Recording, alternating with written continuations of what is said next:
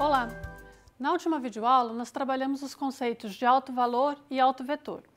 Na videoaula de hoje, nós vamos falar um pouquinho das aplicações desses dois conceitos.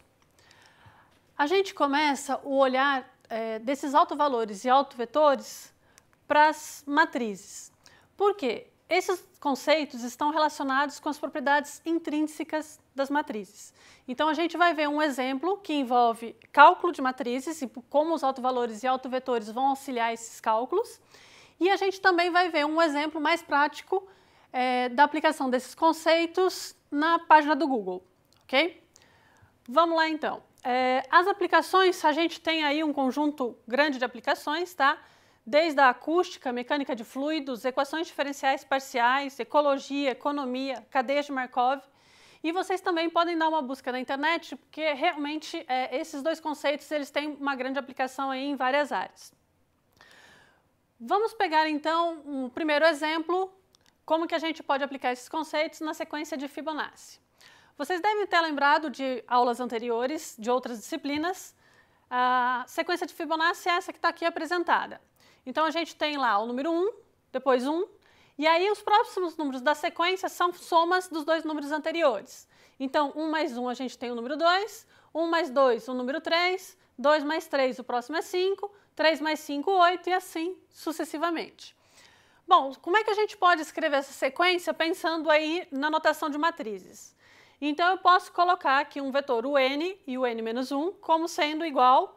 A gente coloca aqui uma matriz, vamos chamar essa matriz aqui, ó, de matriz A, ok?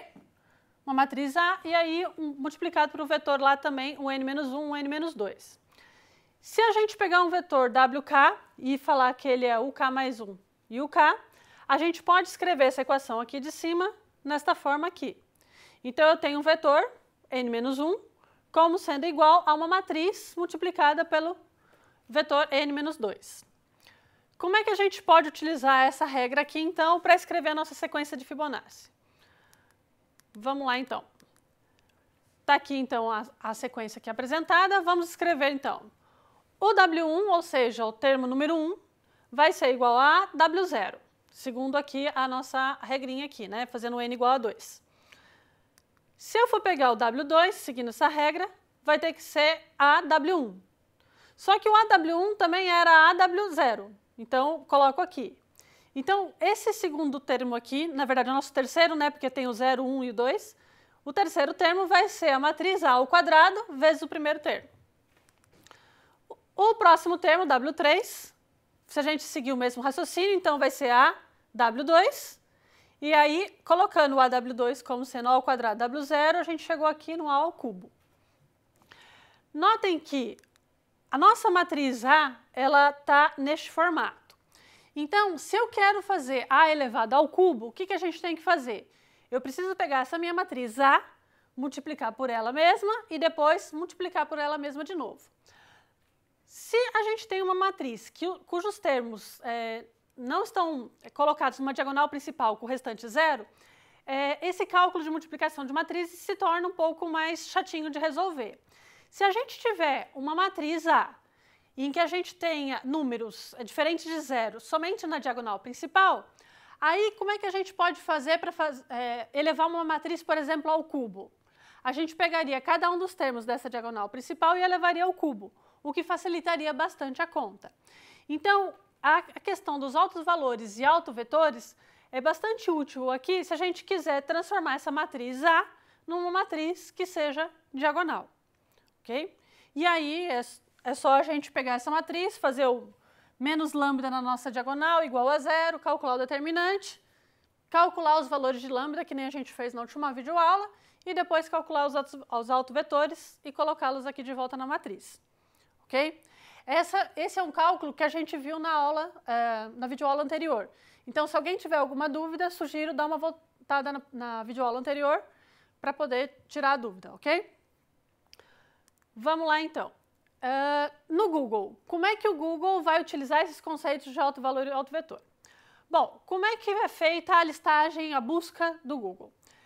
Os sites, eles são ranqueados por ordem de preferências. Como é que é feita essa questão da preferência?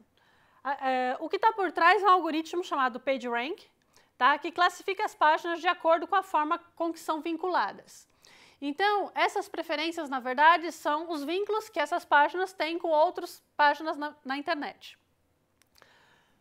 E a classificação, ou seja, qual que vai ser a página que vai aparecer primeiro lá na busca, né? Essa classificação está associada com o autovetor, que tem um maior alto valor de uma matriz Google.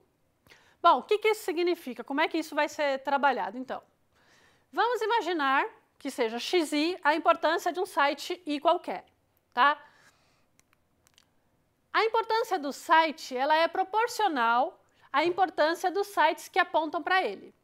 Então, se eu tenho um site, e nesse meu site tem 4 sites que também fazem apontamento para ele, ok?